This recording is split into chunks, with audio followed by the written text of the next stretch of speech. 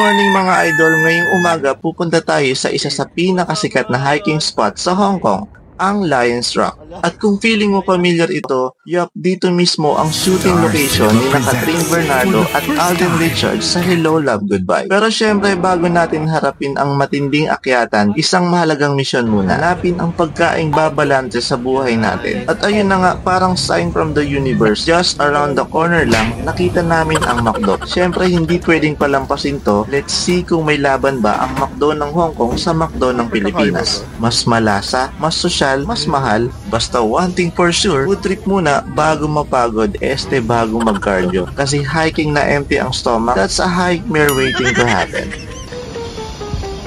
Guys, may bago tayong kasama. Hello! What's up? What's up, Naglang people? What's up, Naglang people? We are here in Hong Kong. Or Hong Kong? Ang tawag sa mga Hong Kong? Chinese. Hong Kong. Hong Kongnese daw eh. Hong Kong. Ano? Hong Kongnese. Hong Kong. Oo nga. Na-research ko nga. Yung citizen nila? Hong Konger. Oh, really? Halo-halo na dito. Chinese, Filipino, Nepalese, Indian. Nabasa ko lang. Nice, ganun na. Ito nga, parang halo-halo na yun. Ito pala yung nanay ko. Yalataan. Ngayon, maghanap ka ba apam din? Wala apam. Wala. Kitrain tayo guys sa Saipun Station. Tayo sa labas. At eto na nga mga idol, ang pinaka-exciting part. After mabusog, sumaba kami sa ultimate transport adventure. Train ride check, ilang transfer check,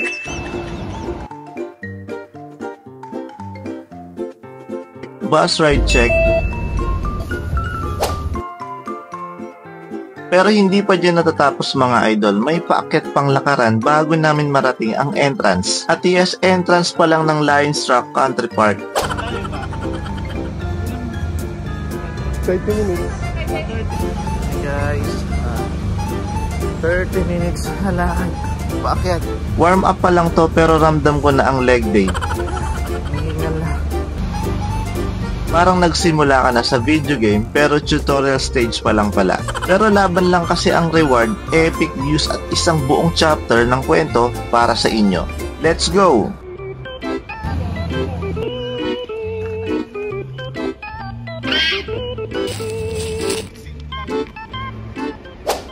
Ayun na. Kaya pa? Hello! Ang tawag mo sa mga followers mo? Mga idol. Mga idol daw. Mga igot?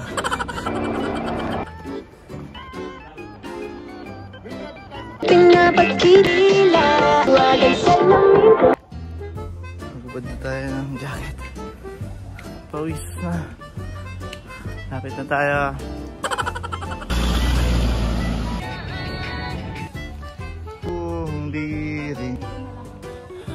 At eto na nga mga idol ang totoong pagsubok ng buhay, ang pag-akyat patungo sa Lions Rock. First few minutes, easy peasy. Chill lang, selfie dito, video doon, feeling fit, adventurous at pang-hiking vlog pa kami. Pero habang papatarik ng papatarik ang daan, ramdam na namin ang unti-unting pagpapakawala ng kaluluwa namin sa bawat takbaw. Kaya mga idol, wag nyo kaming tutularan dahil na-underestimate namin ang bundok at hindi siya nagpapatawan. Magdala ng sapat na tubig at makakain dahil trust me, kakailanganin nyo yan pang hydrate at pang boost ng energy. Kung wala, baka ikaw ang mauna sa Lions Rock bago pa yung sunset. Imagine nyo, 1.5 km.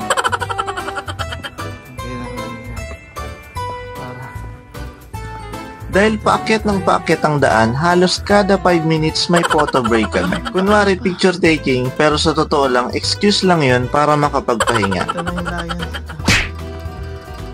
At mukhang napasubo kami sa budol ng tropa na nagplano ng itinerary. Ang sabi niya, madali lang to, pero sa bawat hakbang na parang pataas ng Mount Everest, ramdam naming may mali sa sinabi niya. Pero malamig no? Buti na malamig. Kung hindi. At At matapos ang 2 hours na intense na pawis, self-reflection at laglag kaluluwa moments, finally naabot din namin ang peak, ang tuktok ng tagumpay. What's up mga idol? Welcome to Hong Kong! Mga idol, yung view, kitang-kita ang buong Hong Kong, parang movie scene sa isang pelikula.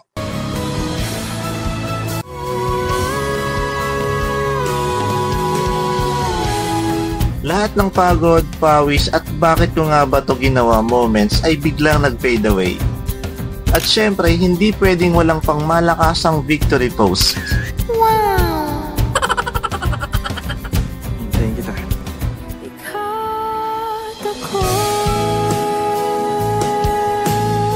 1 hour lang ang inabot namin pababa. Yes, 1 oras lang. Parang nag-shortcut kami, pero legit, ganun lang talaga siya kabilis. Pagdating sa baba or sa pinaka-entrance, biglang bumagsak lahat ng pagod. Parang delayed reaction ng katawan. Ngayon lang naisipang sumubok. Na-curious kami kung may Uber ba na papunta rito, kaya sinubukan namin mag-book. At gumana naman. So pwede naman pala mag-Uber hanggang dito, pinahirapan lang namin yung sarili namin kanina. Kaya walang patumpik-tumpik, sumakay kami ng Uber pabalik ng train station. Same lang ng route at transfers ang gagawin natin na gaya ng ginawa natin kanina para makabalik ng hotel. Sa tapat mismo ng hotel, may nakita kaming isang local restaurant. Medyo challenge lang mag-order dahil sa language barrier. Buti na lang may mga pictures ng pagkain sa paligid, kaya turo-turo na lang kami habang umaasang tama yung lalabas na order.